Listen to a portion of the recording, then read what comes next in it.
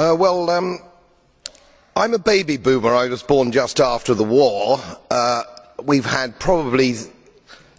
probably had the longest period of peace and prosperity globally, I would say, from that time. I've put a little bit of modest money away so I can hand something down to my family when I pass on, largely because I've never spent more money than I've earned, and I've been prudent, and I've worked moderately hard.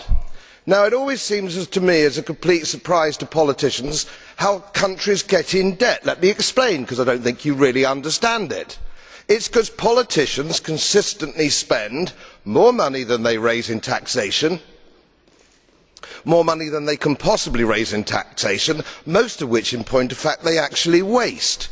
The reason we are talking about countries which are broke, and they are broke, is because their ridiculous, ineffective, ignorant politicians consistently spend more money than they can raise, and then they borrow, and worse, they then print money, because politicians and their central banks have a machine which prints money.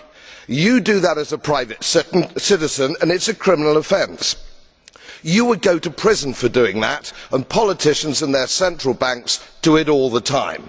Let me explain to you that these countries are broke, and they are broke because of their own stupid leadership and politicians, and it is immoral to ask ordinary taxpayers of any country to pick up the tab for failed politicians and failed banks. They are defaulted, they are broke. For God's sake, let us all of us admit it.